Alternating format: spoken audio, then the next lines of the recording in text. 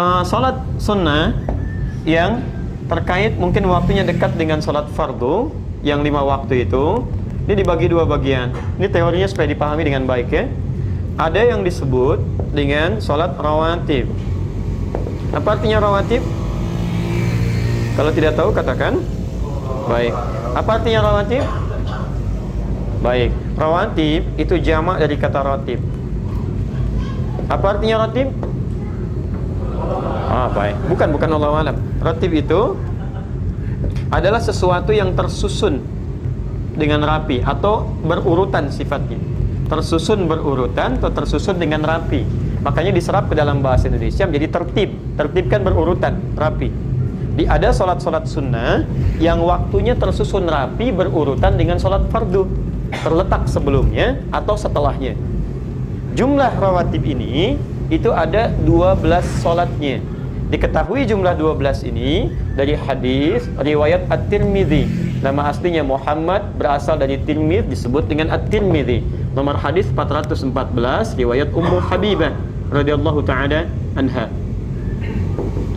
Man shalla 12 raka'atan, siapa yang salat 12 rakaat fi yaumin wa lailatin, yang mengiringi salat fardunya siang dan malam.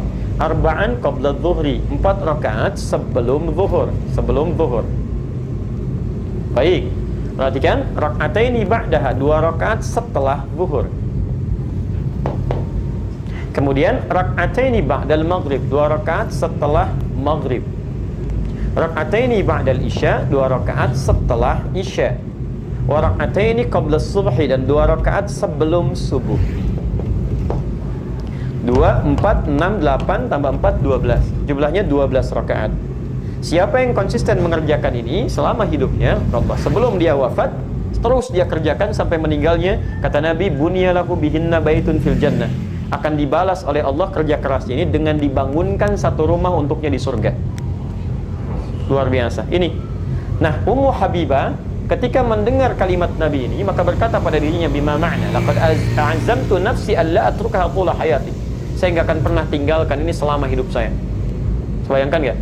Ummu Habibah itu istri Nabi, orang paling mulia, ummul mukminin, di surganya bersama Nabi, jelas sudah punya rumah, kelasnya elit luar biasa.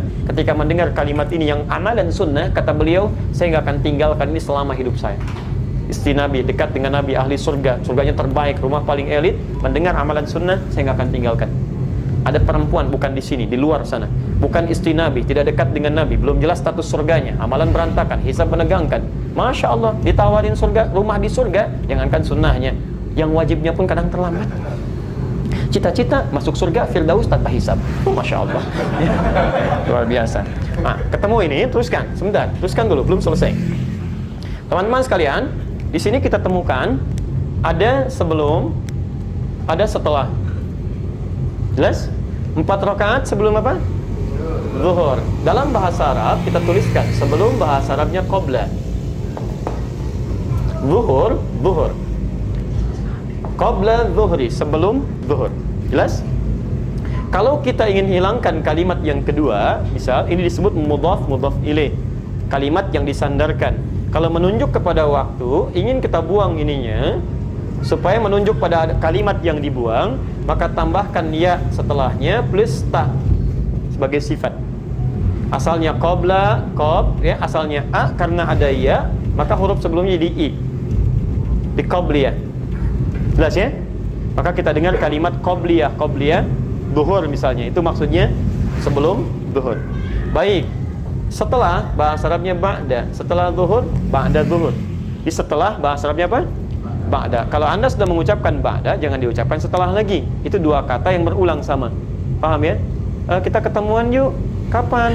Di mana? Di Masjid Indonesia. Kapan? Udah setelah ba'da asar deh. Setelah ba'da asar. Jadi kalau sudah setelah, itu ba'da. Tidak perlu menyebutkan keduanya lagi. Jelas ya? Ba'da zuhur. Hilangkan zuhurnya, muncul ya dengan ta'nya, dikenal dengan ba'diyah. Paham sampai sini? Baik, saya simpan dulu ini. Jadi sebelum, bahasa Arabnya apa? Qabla. Setelah? Ba'da. Baik, ketemu kalimatnya. Sekarang lihat. Ini 12 waktu disebut apa? Rawatib. Kenapa disebut rawatib? Karena susunannya teriring langsung dengan salat fardu, baik sebelum atau setelahnya, dan punya fungsi melengkapi salat fardu. Jadi yang kurang di salat fardu dilengkapi oleh ini. Nah, ada salat ini di luar yang ini yang rawatib disebut dengan mutlak. Mutlak sifatnya ditunaikan, terdiri dari dua waktunya. Satu, ada yang memang berdekatan dengan salat fardu, tapi dia tidak punya fungsi menyempurnakan salat fardu. Fungsinya fungsi sendiri, terpisah dari yang fardu. Cuman waktunya berdekatan. Contoh, asar.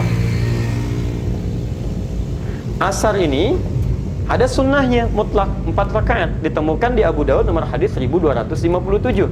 Riwayatnya Ibnu Umar radhiyallahu taala anhuma. Ya, kata Nabi, rahimallahu ra'an shalla qabla al-'asri arba'an. Allah merahmati seseorang yang bisa salat 4 rakaat sebelum zuhur. Paham? 4 rakaat asar. Baik, 4 rakaat sebelum asar. Saya ralat 4 rakaat sebelum asar. Ini masuk kategori salat apa? Mutlak. Paham sampai sini? Baik, ada juga yang waktunya terpisah jauh dengan salat fardu. Misal tahajud, qiyamul lail, salat duha, ya salat wudu, salat tahiyatul masjid, salat di belakang makam Ibrahim. Maka ada salat yang kedua yang sifatnya terpisah jauh waktunya dari salat fardu. Di antara salat mutlak juga yang berdekatan waktunya dengan salat fardu tapi dia mutlak bukan rawatib adalah qabliyah maghrib, 2 rakaat. Dalilnya Abu Daud nomor hadis 1258. Ya, kata Nabi, lihat kalimatnya. Ya. Sallu qabla al-maghrib rak'atain liman yasha. Silahkan salat sebelum maghrib 2 rakaat bagi yang ingin. Ingat ada kalimat bagi yang ingin. Beda redaksi ini dengan salat-salat yang lainnya. Wala tattakhidhuha sunnatan, tapi jangan dibiasakan. Apa maksudnya kalimat ini? Salat 2 rakaat sebelum maghrib ini sekalipun statusnya sunnah, masuk dalam mutlak tapi tidak begitu dianjurkan oleh Nabi. Ya, karena waktunya yang sangat singkat, mepet antara adzan dengan iqamah plus dari maghrib ke isya. Kalau orang pada sholat semua maghribnya mundur mendekat kepada isya, bagi antum gak ada masalah. Bagi orang tawaf yang ada di Mekah, di sekitaran di Madinah, atau waktunya yang sangat mepet, makanya di Arab umumnya ketika selesai adzan itu umumnya akan cepat langsung iqamah. Nah, kalau misalnya Anda dalam situasi sudah baca Al-Quran, sudah berdoa, karena doa antara adzan dengan iqamah cepat dikabulkan, lebih cepat dikabulkan. Anda berdoa, sudah baca Al-Quran, masih ada waktu, orang pada belum datang, Anda ingin sholat, maka dipandang lebih bagus sholat daripada melakukan tindakan-tindakan yang tidak tepat. Ya, Anda malah bikin status, belum ada orang nih, sedang menunggu sholat maghrib. Paham ya? Sudah.